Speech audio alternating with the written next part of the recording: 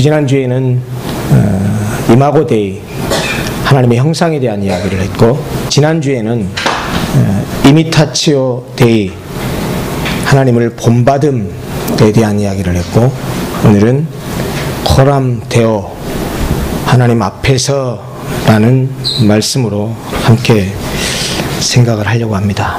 코람 데오 역시 이마고 데이, 이미타티오 데이처럼 라틴어입니다. 코람 데오를 보통 한자 말로 바꾸어서 많이 사용하기도 합니다. 코람 데오가 하나님 앞에서 라는 뜻이니까 하나님은 신, 귀신 신자로 바꾸고, 앞이라는 말은 앞전자를 쓰면 어떻게 되죠? 신전, 하나님 앞이란 뜻이 되고, 그 하나님 앞에서 살듯이 사는 그런 의식, 생각, 이것을 신전의식이라고 해서 보통 하나님 앞에서를 한자말로 바꿔서 말할 때는 신전의식이라고 보통 말을 합니다. 여러분, 신앙의 본질이 과연 무엇일까요? 신앙은 눈에 보이는 것을 추구하는 세계가 아닙니다. 세상 사람들은 눈에 보이는 것, 손에 잡히는 것을 추구하고 삽니다. 어떻게 하면 더 많은 부를 획득할까? 어떻게 하면 더 높은 자리에 올라가서 권력을 휘두를까? 사람들이 명품 백에 고급 차에 관심을 갖고 사는 것, 다 그런 이유 때문입니다. 저는 좋은 집에 살고 좋은 자가용을 굴리고 하는 것이 나쁘다, 잘못됐다 라고 절대 그렇게 생각하지 않습니다. 그래서 저는 여러분들이 정말 열심히 일해서 돈도 많이 벌고 부자가 되고 해서 여러분도 풍성하게 살 뿐만 아니고 함께 더불어서 나누고 섬기고 베풀고 도와주는 그런 삶을 살았으면 좋겠다는 생각을 항상 가지고 있습니다. 성경에 보면 항상 성경은 부와 관련해서 고아와 과부와 객을 가진 자들이 그들을 항상 돌보고 섬기고 베풀고 사랑하고 감싸야 한다는 얘기를 지속적으로 얘기합니다. 자, 그러면 우리가 신앙생활을 하면서 성경이 그렇게 말한다고 한다면 우리는 자꾸 어떤 갈등 속에 빠지게 되냐면 이런 갈등이 빠지게 돼요. 신앙의 본질이 눈에 보이는 것을 추구하는 것이 아니라 할지라도 눈에 보이는 그것, 예컨대 돈을 많이 벌고 높은 자리에 올라가고 권력을 얻고 이것 자체가 나쁜 건 아니란 말이에요. 만약 우리가 실제로 그것을 얻게 되면 없는 사람보다 그걸 갖게 되니까 더 많은 일을 할 수가 있습니다.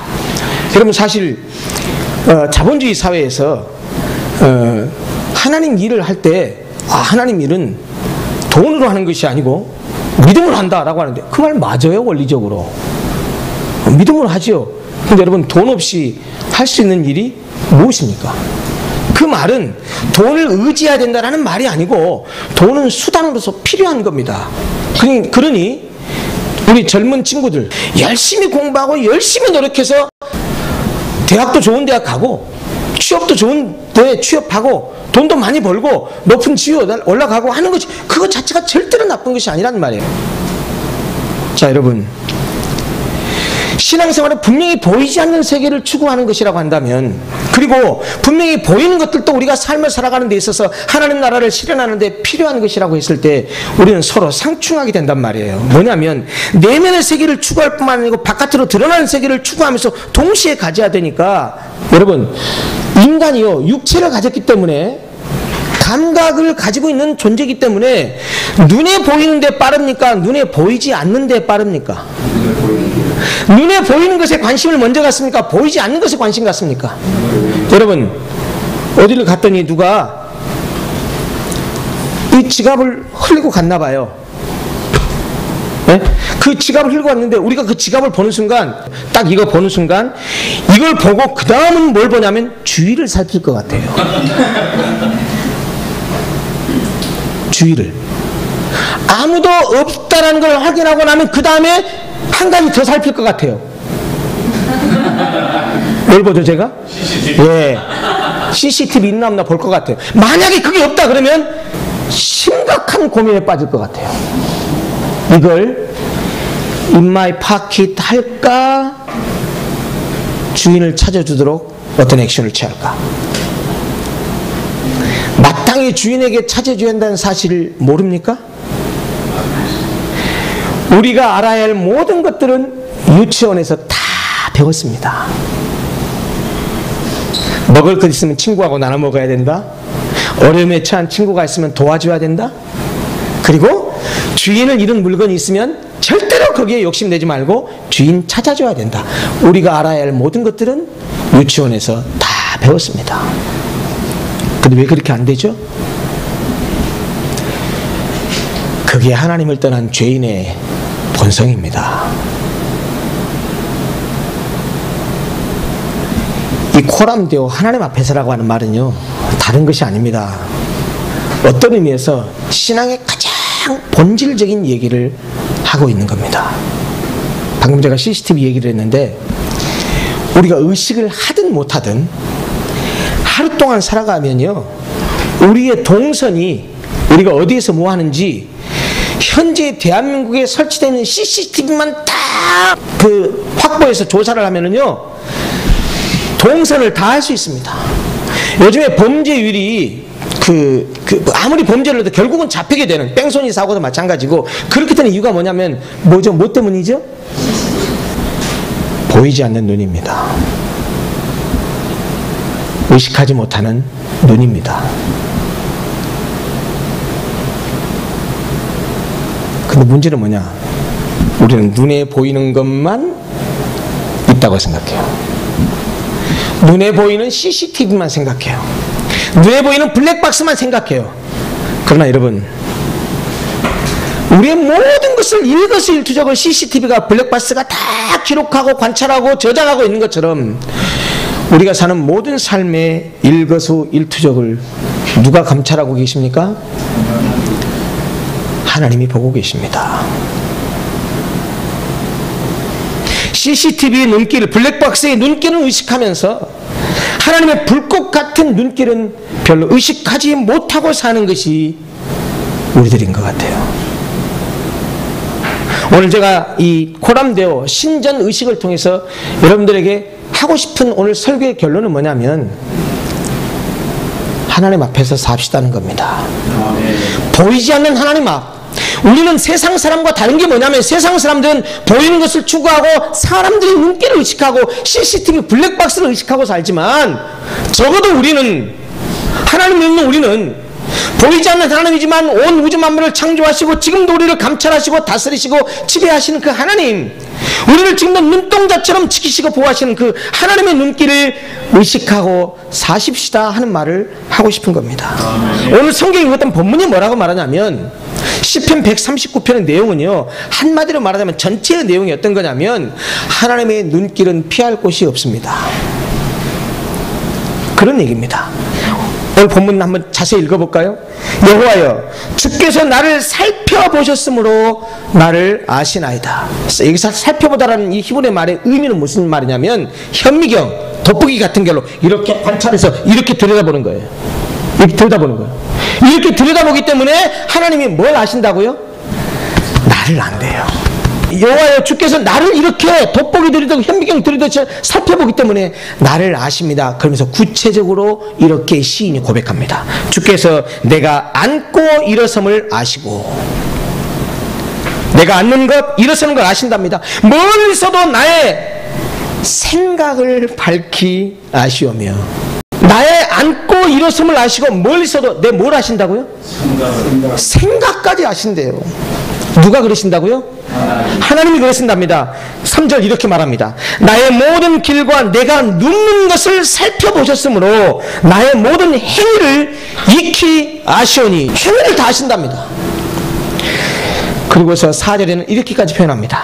여호와여, 내 혀의 말을 알지 못하는 것이 하나도 없으십니다. 원문에는 어떤 의미로도 번역할 수가 있냐면요, 내가 말을 하지 아니하여도 내 말을 아십니다, 이런 의미도 함축하고 있어요. 4절 말씀은 내 혀의 말을 알지 못하는 것이 없습니다. 이렇게 번역이 되어 있지만 달리 번역하면 이렇게도 번역이 가능하다고요. 내가 말을 하지 아니할지라도 내 입에 담겨있는 말을 아십니다. 그 말이에요. 무슨 말이냐? 내가 실제로 말을 해야만 하나님이 그 말이 이놈이 이런 말을 하는 거다 이렇게 하는 게 아니고 내가 말을 안 하지만 생각만 하고 있고 말을 하려고 하고 있는 그것도 하나님이 나를 보시고 어떻게 하신다고요?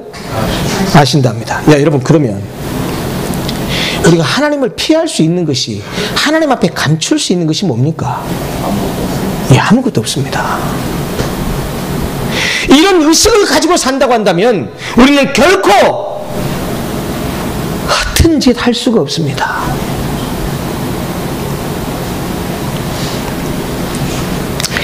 그 뒤에 본문을 읽지 않았습니다. 제가 한번 읽어볼게요. 7절에 이렇게 말합니다. 내가 주의 영을 떠나 어디로 가며 주의 앞에서 어디로 피하리이까? 하나님 눈길을 좀 피하고 싶단 말이에요. 내가 어디로 간들 피할 수 있겠습니까? 라면서 구체적으로 이렇게 말합니다. 8절, 내가 하늘에 올라갈지라도 거기 계시며 스올에 내 자리를 펼지라도 거기 계시니이다. 스올, 지옥이라고 생각하시면 됩니다. 땅 밑에 저 구렁텅이에 내려가더라도 거기 계신답니다. 9절, 내가 새벽 날개를 치며 바다 끝에 가서 거주할지라도, 바다 끝에까지 도망갔어요? 그럴지라도 거기서도 주의 손이 나를 인도하시며 주의 오른손이 나를 붙드시리이다. 도망갈 데 있어요, 없어요? 없습니다. 우리가 과연 하나님 앞에서 무엇을 숨기겠습니까? 어디로 도망간다고, 어디로 피한다고 우리가 하나님의 눈길을 피할 수 있겠냐라는 거예요. 여러분, 그렇기 때문에 이 코람데오라고 하는 것은 그런 의식을 가지고 사는 거예요. 그래, 하나님이 내 눈에 지금 없지만, 내 눈에 안 보이지만 하나님, 내가 어디로 가든, 내가 무슨 일을 하고 어떤 생각을 하고 어떤 말을 하려고 하더라도 하나님이 다 아십니다. 하나님 앞에서 수작 부리지 마십시오. 하나님 앞에서 요령 피우지 마십시오. 눈 가리고 아웅하는 것은 사람에게는 통합니다. 그건 하나님에게는 안 통합니다. 여러분, 우리가 사필귀정이라는 말을 쓰잖아요. 사필귀정. 세상에서도 모든 일이라고 하는 것은 결국 반드시 옳은 대로 귀착하게 되어 있다는 거예요. 왜 그런지 아세요? 하나님이 살아계시기 때문이에요. 하나님은 믿는 사람뿐만 아니고 믿지 않는 사람까지 결국 이 모든 세상을 통치하시는 분이기 때문에 그 하나님의 어미하신 정사시비와 선악간에 분별하신 하나님의 눈을 절대로 누구도 피할 수 없기 때문입니다. 오늘 본문이 우리에게 말해주는 것은 뭐냐면 내 생각, 행위, 말 무엇이든지 다 아신다는 거예요. 여러분, 사실은 하나님만 없다고 한다면 인간이 할 수 없는 것이 뭐가 있습니까? 왜 사람이 죄를 짓죠? 나쁜 짓을 하죠? 여러분, 분명히 기억하셔야 돼요. 나쁜 짓을 할 때, 죄를 지을 때 확신이 있기 때문에 합니다. 어떤 확신이요? 들키지 않을. 네, 들키지 않을 확신. 죄를 지어도 어떻게 해요? 내가 이 짓을 안 했다고 하는 것을 빼어나가기 위해서 많은 증거도 없애고 이런 노력들을 다 합니다. 그렇게 해서 어떻게 해요? 무엇을 가리려고 하는 것이죠? 자기가 나쁜 짓을 했다는 것을 알고 확인할 수 있는 사람들의 눈을 피하려고 하는 거예요. 예, 그럴 수 있습니다. 진짜 이 사람이 예수 믿는 사람이 아니냐, 하나님 나라의 백성이 아니라 뭘로 판단할 수 있냐? 뭘 의식하고 사는 사람이에요? 하나님 의식하고 사는 사람이에요. 사업을 하든 직장생활을 하든 장사를 하든 무엇을 하든 모든 인간관계에 있어서 늘 하나님을 의식하고 사는 사람은요, 남 등쳐먹지 않습니다. 거짓으로 이익을 착취하지 않습니다. 마땅히 줘야 될 분배를 주지 않고 갑질하지 않습니다. 여러분, 정말 우리 그리스도인들이 가지고 살아야 될 중요한 의식이 뭐냐면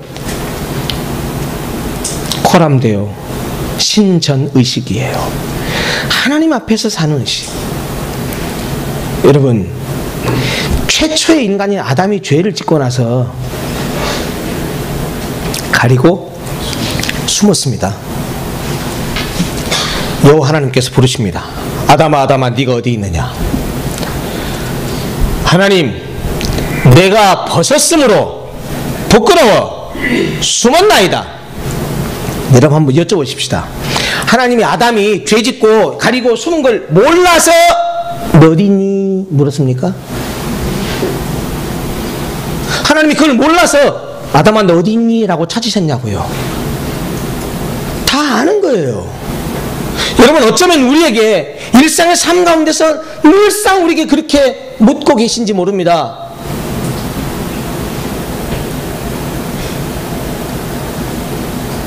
여러분 신앙생활은 사람들 눈을 의식하는 게 아닙니다. 제가 늘상 여러분 말씀드리죠. 제발 우리 교회는 제 눈치 안 봤으면 좋겠어요. 저한테 잘 보이려고 하지 마십시오. 제 눈앞에 많이 얼쩡거리고 많이 나타난다고 해서 제가 그 사람 믿음 좋다고 생각하지 않습니다.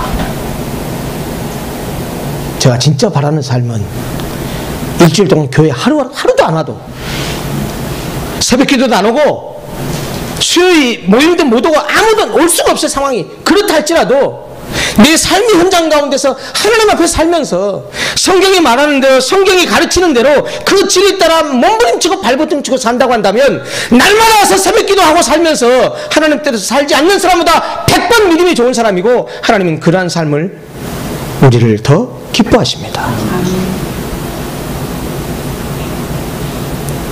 하나님 앞에서 사는 신전의식.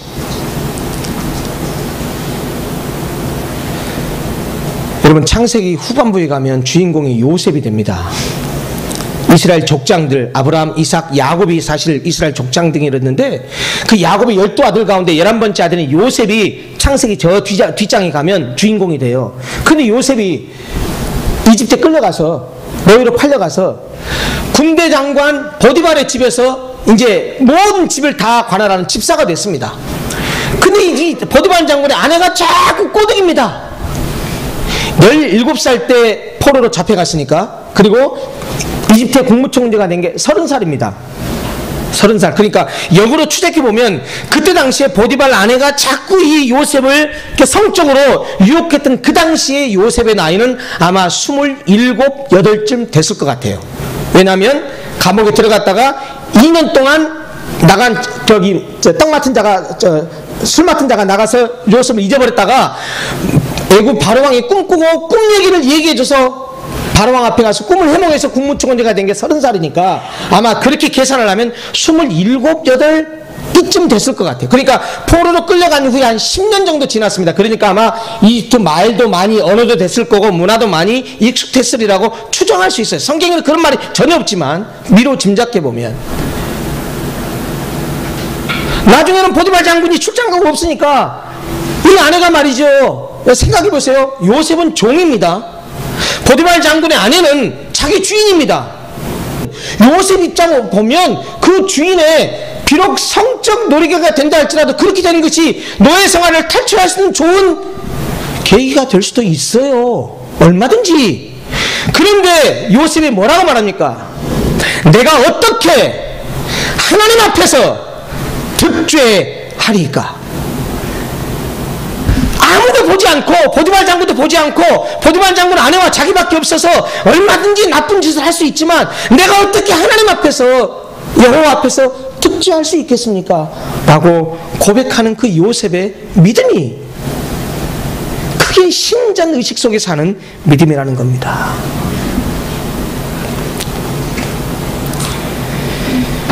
신전의식은 또 하나 중요한 것이 있습니다. 우리가 삶을 거룩하게 살아야 되는 부담이 있지만 하나님 앞에서 하나님 함께 한다는 이 사실 앞에서 또 다른 것을 우리에게 주는 교훈이 있습니다. 여러분 혹시 종교개혁을 일으킨 사람이 마르틴 루터라는 사실을 알고 계시죠?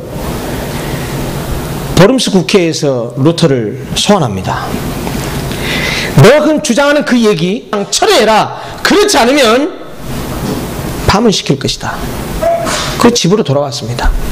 낙심 참 많이 있습니다. 그러면서 물론 루터는 스스로가 종교개혁을 할 의사가 있어서 종교개혁을 한 게 아니에요. 그런데 막상 그런 일이 빚고 나니까 정말 교회에서 가르치고 있는 진리가 이게 아닌데, 잘못된 것인데, 성경으로 반한 것인데, 그리고 자기가 주장하는 게 잘못된 것이 아닌데 실제로 국가의 권력과 그때 당시 교회의 권위 앞에 눌려서 어떻게 할 수가 없는 거예요. 낙심해서 내가 이 생각 철회하고 포기해야 되나? 그러고 입을 뒤집어 쓰고 정말 괴로워하고 있는데 거실 바깥에서, 자기 방 바깥에 거실에서 통곡하는 울음소리가 납니다. 루터가 나가봤더니 와이프가, 까트린 드 보르가 까만 상복을 입고 통곡을 하면서 땅을 치면서 웁니다. 죽었어요, 죽었어요, 죽었어요, 죽었어요 웁니다. 루터가 묻습니다. 여보, 도대체 누가 죽었다는 얘기야? 누가 죽었길래 그렇게 통곡하고 상복 입고 우는 거야? 죽었어요, 죽었어요. 우리 하나님이 죽었어요. 우리 하나님이 죽었어요. 루터가 말합니다. 무슨 그런 경망스럽고 불경스러운 말을 하느냐? 어떻게 하나님이 죽느냐? 하나님 어떻게 죽을 수 있는 분이냐? 하나님 어떻게 죽을 수 있냐? 하나님은 지금도 살아계시는데 어떻게 그렇게 하나님이 죽었다라는 그런 불경스러운 말할 수 있느냐? 아내가 루터에게 정색을 하고 말합니다.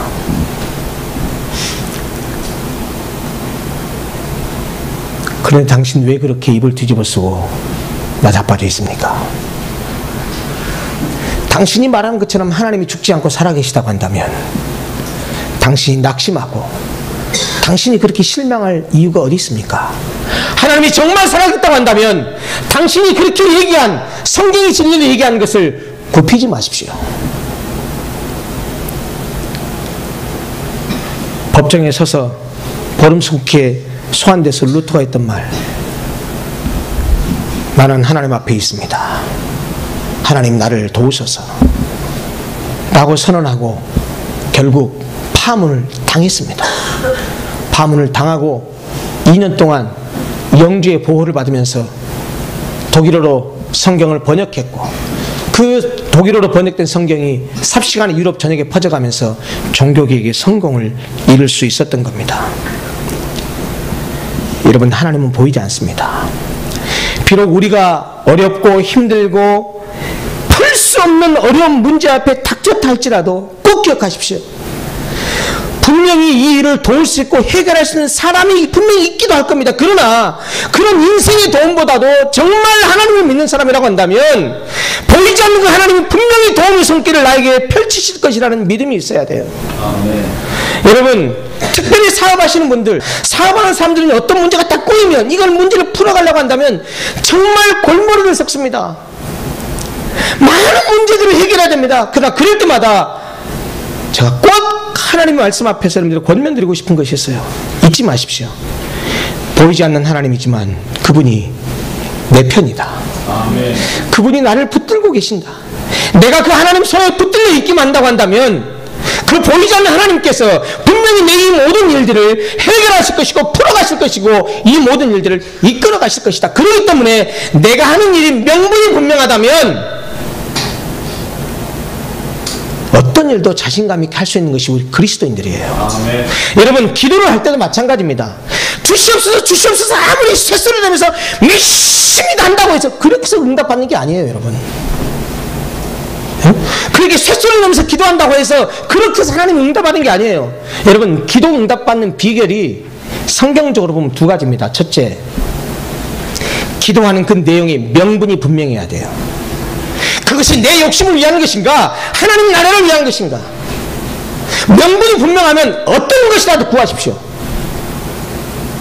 하나님의 영광을 위한 일이고 하나님 나라를 위한 일이고 나 사익을 위한 것이 아니고 사람들을 위한 것이고 사랑을 위한 것이라고 한다면 어떤 일이라도 당당하게 구하십시오. 두 번째, 약속을 붙드십시오. 하나님께서 말씀하신 약속을 붙드십시오. 하나님이 가장 취약한 아킬레스건이 뭐냐면, 하나님의 아킬레스건, 약속입니다. 하나님이 약속 붙들고 기도하는 사람들의 그 기도를 안 들어주실 수가 없어요. 왜요? 그분의 본성 자체가 약속에 신실하신 분이에요.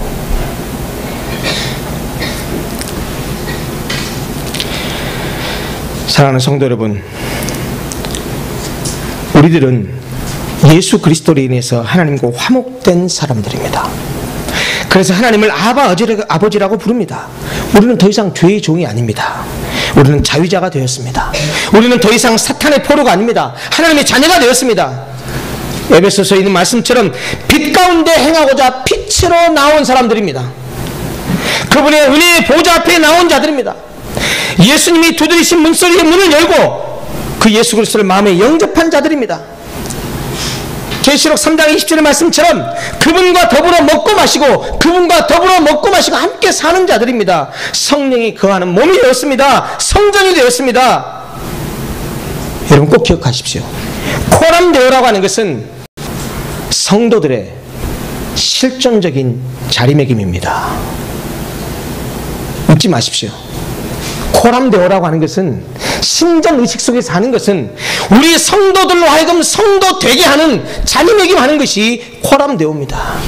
여러분들이 세상 속에 살아가면서 지금이야 예배당에서 예배드리니까 다 예수 믿는 사람들이 알죠. 당장 예배를 파하고 이제 오늘 주일이 지나고서 내일부터 삶 현장 속에 흩어져 나가서 합니다. 직장에 가고 가게에 가고 이제 사업장으로 갑니다. 여러분 그 사람들과 사는 모든 사람들이 예수 믿는 사람입니까? 그렇지 않잖아요. 그러면 그 예수 믿지 않는 사람들과 하나님을 모르는 사람들과 하나님을 믿는 하나님 백성이 나와 무엇이 우리를 그들로 하여금 구별하게 만들고 무엇이 우리의 정체성을 확인하게 만듭니까? 그건 보이지 않아요.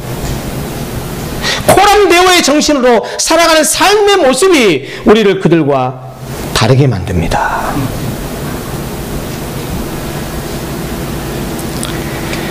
신앙은 지식이나 학문의 문제가 아닙니다.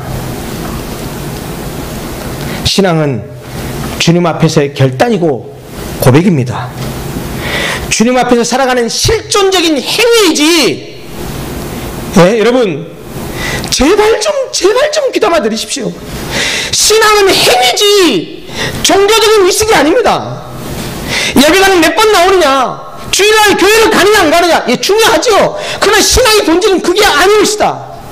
신앙은 코람데오 정신으로 내 삶 속에서 실존적으로 살아가는 행위이지, 예배 몇 번 나왔냐, 헌금 몇 푼 들었냐, 11조 하냐 안 하냐, 여러분 이게 신앙의 본질이 아니란 말이에요. 종교적인 의례를 준수하시는 게 아니에요. 밥 먹을 때 기도하는 거, 기도하는 거, 이것이 신앙을 표현하는 것이 아니에요. 밥 먹을 때 기도하지 말라는 말이 아닙니다. 예배드리지 말라는 말이 아니고 11조 헌금 하지 말라는 얘기가 아닙니다. 여러분 그것이 신앙의 본질이 아니라는 거예요. 신앙은 주님 앞에서 결단이고 고백입니다. 주님 앞에서 살아가는 실존적인 행위라니까요. 행위. 세상의 질서에 따르지 않고 오직 하나님 앞에서 하나님 말씀에 순종하며 사는 신전 의식 속에 살아가는 삶의 신앙의 자리가 있습니다. 아멘.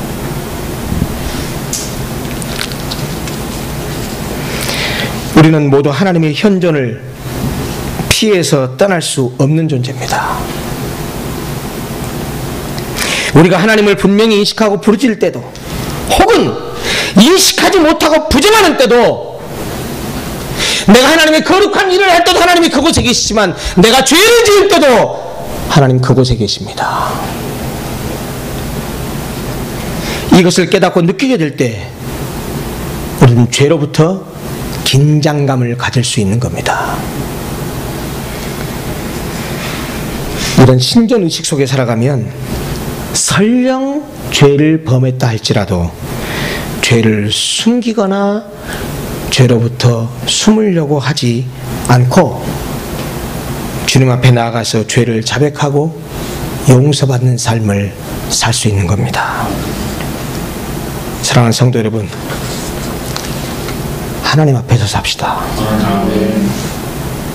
그분은 보이지 않지만 이미 우리 안에 들어와 계시고 우리의 심령 가운데 있고, 내가 가는 어떤 곳에, 내가 생각하는 그 생각 가운데, 내가 말하는 말 가운데 모든 것을 지켜보시면서 어떤 CCTV나 어떤 블랙박스보다도 불꽃 같은 심지로 우리를 감찰하고 계시다는 사실을 잊지 마십시오.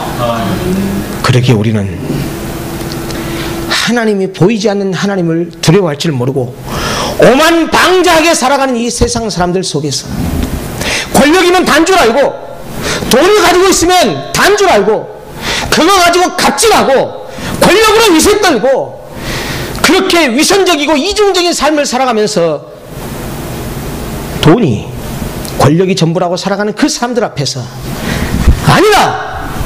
세상의 삶은 그것이 아니다! 나는 너희들과 다른 삶을 살 것이다. 하나님은 지금도 살아계시고 우리를 눈동자처럼 지키시고 보호하신다라는 이 코람데오 정신으로 하나님의 거룩한 현존 앞에서 살아가는 사랑하는 성도들이 됐으면 좋겠습니다. 사랑하는 성도 여러분, 사람 앞에 살지 마십시오.